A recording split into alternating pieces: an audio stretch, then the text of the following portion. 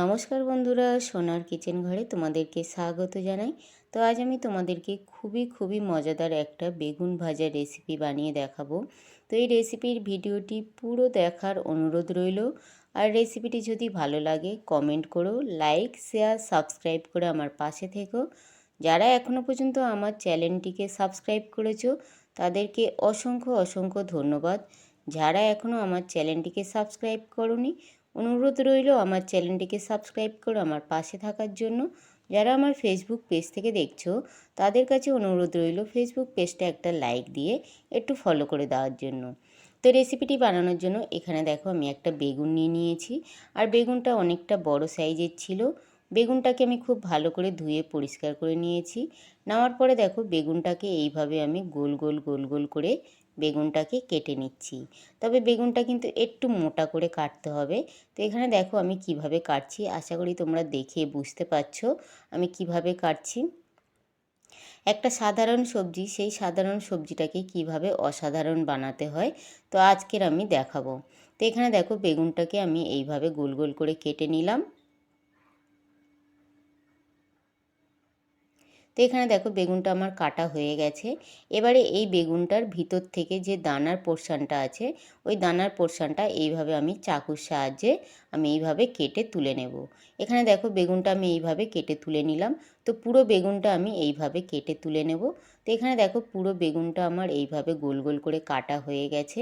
এবারে এই গোল করা বেগুনগুলো আমি আলাদা সাইড করে আমি রেখে দেব। তো এখানে দেখো আমি প্লেটের মধ্যে তুলে নিলাম। নেওয়ার পরে বেগুনের ভিতরের যে পোর্শনটা ছিল দানার ভাগটা, আমি ওই দানার ভাগটা দেখো এইভাবে পাতলা করে কেটে নিলাম। নিয়ে আবারও আমি ছোট করে একদম কেটে নেব। তো এখানে দেখো একদম কিন্তু ছোট করে কেটে নিতে হবে আর একদম পাতলা করে কুচি করে নিতে হবে। তো এইভাবে আমি পুরো দানার ভাগটা আমি এইভাবে ছোট করে কেটে নেব। তো এখানে দেখো আমার পুরোটা দানাটা কাটা হয়ে গেছে। বেগুনের ভিতরের যে পোর্শনটা থাকে ওইটা আমি একদম এইভাবে ছোট করে কেটে নিয়েছি। এবারে এর মধ্যে দেখো আমি দুটো ডিম ভেঙে নিয়েছি, ওই দুটো ডিম আমি দিয়ে দিলাম। একটু ছোট করে আমি পেঁয়াজ কেটে রেখেছিলাম, ওই কাটা পেঁয়াজটা দিয়ে দিলাম। একটু আমি ঝালের জন্য কাঁচা আর পাকা কাঁচা লঙ্কা দিয়ে দিলাম। একটু আমি ধনেপাতা দিয়ে দিলাম। ধনেপাতাটা আমার কাছে কম ছিল যার জন্য একটু কম হয়ে গেছে। তোমাদের কাছে যদি পরিমাণে বেশি থাকে তোমরা একটু বেশি করে দিতে পারো। তারপরে একটু আমি পরিমাণ মতো নুন দিয়ে দিলাম। হালকা করে একটু আমি হলুদ গুঁড়ো দিয়ে দিলাম। আর অল্প করে একটু আমি ঝাল লঙ্কার গুঁড়ো দিয়ে দিলাম। ঝালটা তোমরা যে যা সেই অনুযায়ী কমিয়ে কিংবা বাড়িয়ে দিতে পারো। তারপর দেখো এখানে আমি হালকা করে একটু ধনের গুঁড়ো দিয়ে দিলাম। একটু আমি জিরের গুঁড়ো দিয়ে দিলাম। অল্প পরিমাণে একটু আমি গরম মশলার গুঁড়ো দিয়ে দিলাম। দিয়ে এবার সমস্ত উপকরণ আমি খুব ভালো করে এই বেগুনের ভিতরের পোর্শনটার সঙ্গে খুব ভালো করে আমি মাখিয়ে নেব। খুব ভালো করে কিন্তু মিশিয়ে নিতে হবে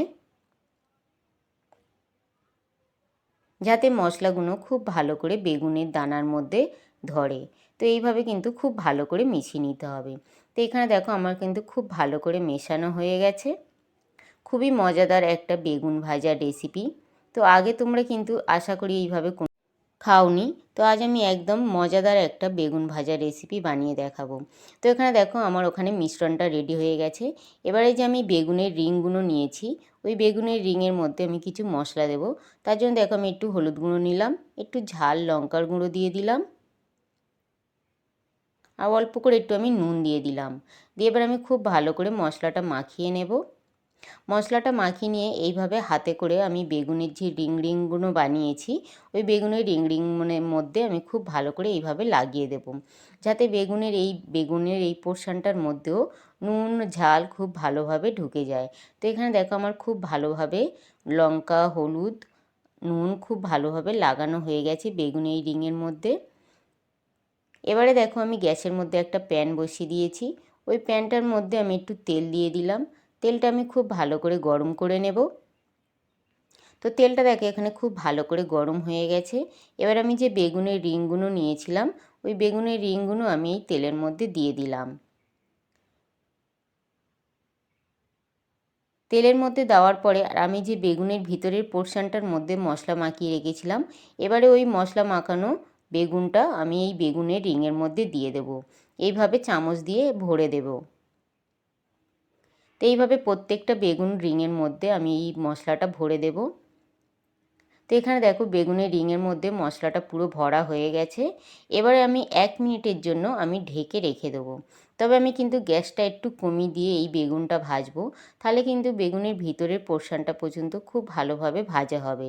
তো 1 মিনিট পরে দেখো আমি ঢাকাটা খুলে নিলাম, নিয়ে এবারে আমি এই বেগুন ভাজাটা উল্টে দেবো, যাতে আর একটা দিকেও খুব ভালোভাবে ভাজা হয়ে যায়। তো এখানে দেখো একটা দিক কি সুন্দর লাল হয়ে ভেজে গেছে। তো আরও একটা দিক আমি খুব ভালো করে ভেজে নেব। এবারে কিন্তু আমি আর ঢাকা দেব না, ঢাকাটা আমি একবারেই দেব 1 মিনিটের জন্য। খুব বেশি কিন্তু বেগুন ঢাকা দিলে খেতে কিন্তু একদমই ভালো লাগে না, যার জন্য আমি একবারই ঢাকা দেব। তো এখানে দেখো বেগুনের আর একটা দিকও খুব ভালোভাবে ভাজা হয়ে গেছে। তো আমি উল্টে পাল্টে দুটো দিক খুব ভালো করে ভেজে নিয়েছি। এখানে আমার বেগুন ভাজাটা কিন্তু পুরো রেডি হয়ে গেছে। এবারে আমি এই বেগুন ভাজাটা উঠিয়ে নিলাম। এখানে কিন্তু আমার পরিবেশন করার জন্য বেগুন ভাজাটা পুরো রেডি। আরও যে 2 পিস ছিল ও আরও 2 পিস আমি একইভাবে ভেজে নেব। এখানে দেখো 2টো পিস আমি দিয়ে দিলাম প্যানের মধ্যে, দিয়ে মশলাটা আমি ভরে দিলাম।